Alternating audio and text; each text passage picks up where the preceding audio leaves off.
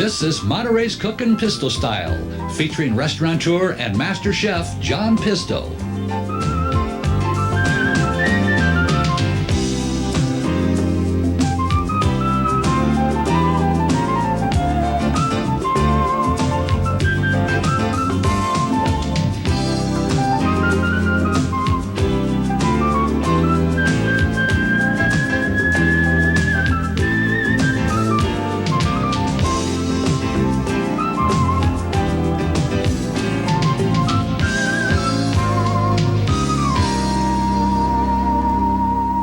Hi, John Pisto coming from the beautiful county of Monterey, California. Today we're going to do something very, very interesting. It has many names all over the country. The Italians call it polenta, Other people in different parts of the country call it cornmeal. It's also called mush. It's several other names. We're going to make polenta with Italian sausage and tomato. Very classic dish. Usually eaten at the time when the weather's a little nippy out, you want something very substantial, very easy to make. Another one of my real quick recipes, and you'll be amazed how easy it is to do. Now, as you know, I have 4 restaurants in Monterey. We do cook this in one of our restaurants, and people absolutely love it. Now we're going to start with some tomatoes, with some onions, which we're going to chop. And I chop them rather coarsely. Get our pot going. You know I like to use stainless steel because it's so easy to clean if you do burn something in it. And again, this is very simple. Tomato, I'm using, what is that, 6-7 cloves of garlic. I like to go like this. Let's take that little nub off here. That's a little hard. And we're going to use Italian sausage. I would venture to say if you were down in Texas, maybe you'd want to use maybe some chorizo. I bet that would come out okay. Because you know, corn was a New World product brought back by the early explorers, and the Italians were one to claim it for themselves many years ago. Very, very nice dish. Okay, so I like to use a lot of garlic. As you can see, you know, this has become medicine all of a sudden. You know, the new Mediterranean diet, you know, people are very, very popular. And this is basically a very Mediterranean diet. Anyway, we use a lot of garlic, we got onion, and we use our beautiful olive oil. I'm just putting a little bit in there, a couple tablespoons maybe. Get that going. Okay, garlic, nice, coarsely chopped. That's the way I personally like it. Now, Italian sausage, I think that's readily available all over. You can make your own, which is very easy, or you can buy it. Find a good butcher shop or a good store that handles good quality. It always should have fennel seed in it, should have a little anise, should have black pepper, and salt. And that's all Italian sausage is, folks. The real one, in fact, they use wild fennel that grows wild in Sicily. We were back there recently. We tasted it. The only difference between this sausage and the Italian sausage is it's a lot thinner. The meat I would say is a little more coarse. And it's always barbecued. And you can cook it with it like this too. So break it up in small pieces. Now I'm cooking on high heat, full blast. Just going to add a delicious flavor to that sauce. That anise, anise has that licorice flavor. They make a lot of drinks with it in the Mediterranean area. The Greeks make what they call ouzo. The Italians have sambuca and anisetta. And the French have, what my favorite is ricard or pastis. All with the same licorice anise flavor. Very good for the appetite. Okay, we're gonna let that brown. That pork's gonna throw a little bit of fat out. Okay, now next we want to add some of our Italian parsley. Look at this. Now I'm a fanatic of using Italian parsley, only because it has more flavor than the other stuff. The curly one is good, it's good for decoration. It has no flavor though, sorry. We grow this ourselves in our yard, and it seeds itself. As it grows, it throws off seeds, and then the next year it got it again, same area. Kind of neat. Okay, hot pepper, crushed red chili pepper. I'm gonna put a good pinch, huh? Smaller hand, smaller pinch. Okay, fresh ground pepper, not the other one. This is the best, has all the flavor. Okay, we're gonna let that get brown. See how nice that's getting?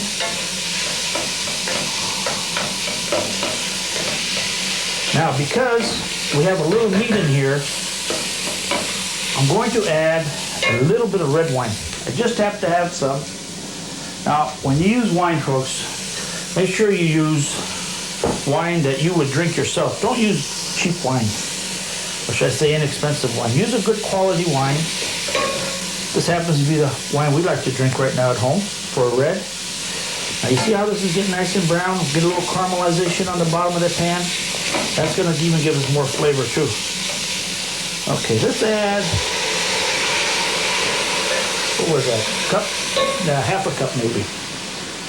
Okay.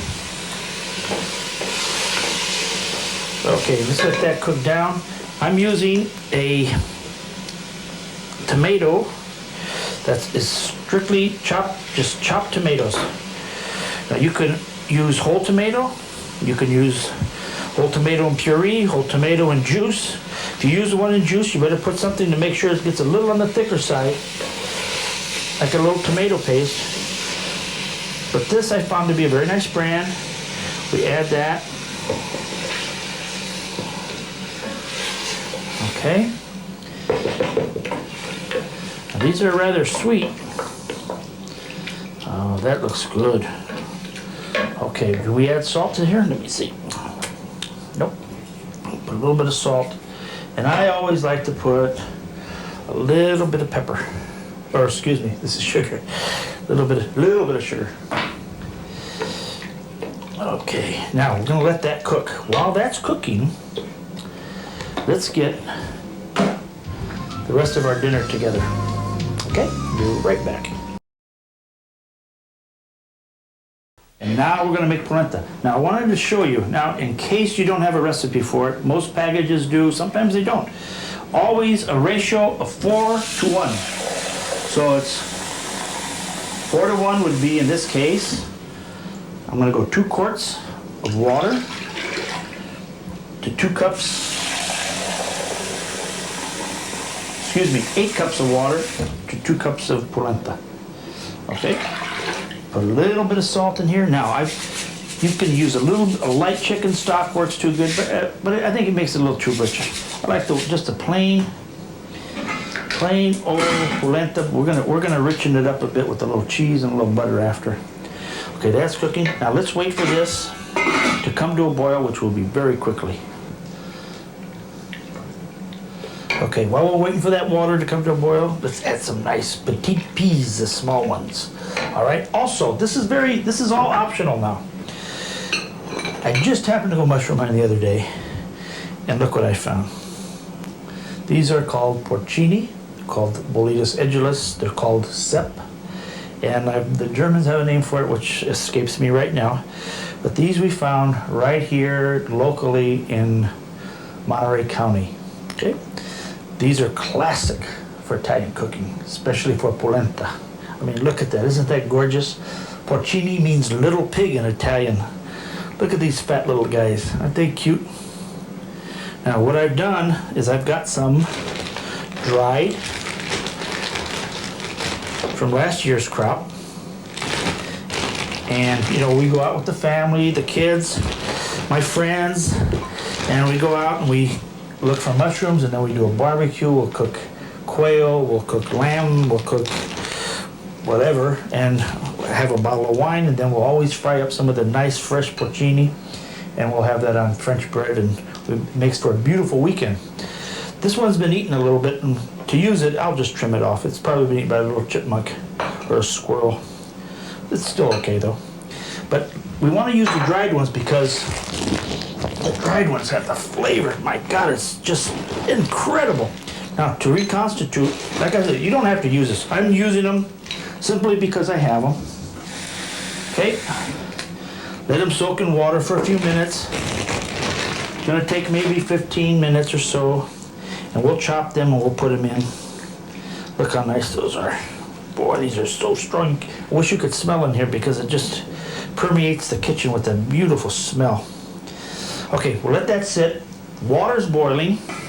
Now you remember, it's 1 cup to 4 quarts, or it's 4 cups. So I need 2 cups of polenta.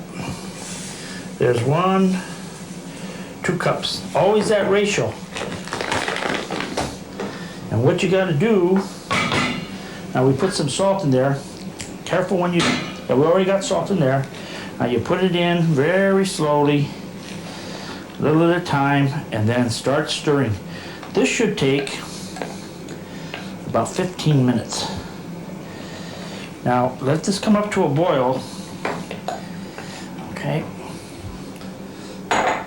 This may be hard at the beginning, but I tell you, once you learn it, it's simple. You want to make this all the time. You know, all the fashionable restaurants are using polenta nowadays. In fact, the most fashionable restaurants in Italy, they use a white polenta. You know, this used to be considered peasant food, as is most of the nice Italian plates that we're going to be showing, and that are in a lot of the restaurants now. They started off as peasant food, but you know, they became known as the Mediterranean diet, and they end up being so good for you. Now everyone's eating them, and you see them in all these cookbooks, and everyone, all the doctors all over the country are saying how good this food is for you. Okay, we stir it up. We want to get the lumps out. You've got a few lumps. I use a small whip. Okay, get this to boil. Once it starts, 25 minutes max. Maybe a little bit more, but you want this to thicken up. Now as it goes, you'll see this will thicken up rather quickly. Polenta, real good stuff. After you put the peas in, you see in about 20 minutes, then your mushrooms get real soft. What you want to do is squeeze some of that juice out. Now save this for something else. This goes great into gravies and sauces, and we're just gonna chop this rough. That goes right into our sauce. Sometimes I like to saute that too. Okay. Boy, the wine comes out. Now, last night, this sounded so good. Last night we had this for dinner, and I made some polenta ahead of time. And what I did was poured it in the plate, and what happens, see how this sits, how this gets? I mean, isn't that neat? Look at that. So, you know, polenta soft is this way, and another way, you know, you see a lot now is grilled. Now, to grill polenta, what you do is cut it. Well, I'm just gonna cut it a square. I mean, I've seen diamond cuts before, and okay, what you do is I got a grill pan here, and all you want to do is mark this so it looks good. I'm gonna put a little bit there, a little bit there. We're gonna let that work just like that, and I'm gonna show you how nice that's gonna look, and then you can put the sauce on top of that too. Now, this is just starting to get finished. You see it as this starts to pull away from the pot. That's about 25 minutes. Okay, we're gonna put a little bit of sweet butter. Let me get this out of the way. I'm gonna put it, I don't know, half a cube. Well, we're a little conscious of butter nowadays, aren't we? And we're gonna add cheese, so. Now here's my nice grated cheese here. All right, now you know I like to pull from a big chunk. This is my Reggiano, and I use a nice thing and I break it off. I put it in here. Okay, this is so rich. Let's put about a half a cup, all right? Now this cheese is so good with this because this cheese will melt. You know, some of these cheeses that you have nowadays, they don't melt, they'll stay gritty. Let's see how this is. Okay, use something to turn this. See how nice that makes a little grill mark? And this gets hot, this gets a little crust on it. Boy, it's just delicious. Okay, this is getting very, okay, now, one other thing I want to add. I like to put a little crushed red pepper in there because it goes so well. Okay, now we can serve this. Now let me show you how this is going to come out. Now, after this is used, after you serve the hot one, then you pour it in a plate and then you can grill it the next day, or you can also fry this. It'll come out good. But we're trying to do it without any fat. Okay, let's get a plate. And we're going to do a beautiful polenta with wild mushrooms and sausage. And we're going to put, now this is real rich, heavy stuff. So I think small portions are in order. Let me get my other fork. How nice that looks. Look how nice that rich that sauce is. Boy, does that look good. See, that goes right down inside there. Look how beautiful that is. Okay. Now let me show you what we'll do with the other dish. And we're going to do the grilled. Okay, look how pretty that looks. We'll do the same thing. We'll just put the sauce around. So we have two kinds of polenta here. We have the fresh polenta and we have the grilled polenta. Never throw polenta away because you can always use it again. Okay, then we'll put a little bit more cheese. A little bit of cheese here. Doesn't that look delicious? I tell you, in the restaurants you pay big money for this stuff, folks. A little fresh pepper. I mean, isn't that beautiful? Look at this. I mean, that is gorgeous, and I wish you could smell it because it smells absolutely delicious. This is going to be very hot. The right way to eat polenta, you notice it's always a right way to eat everything. Always got a gimmick here. Polenta will cool. Oh, this is also good for risotto. Cools around the edges, so you start around. Boy, is that good. And you work your way into the middle because this stays hot for a long time. With the grilled polenta, look at the nice texture it has. It's almost like a custard. Has some real bite to it. There's that. There's a little of the wild mushroom. You can use domestic mushroom if you want, but wild mushroom gives it the real good flavor. Serve this dish, you will be a hero, guarantee you. The perfect wine for this would be another, you know, Monterey County is blessed with many, many fine vineyards and wineries. A beautiful red from here, I would say probably a nice Pinot Noir would go very, very good with this. Even a Cab, don't use white, would be absolutely delicious with this. You're going to enjoy this one.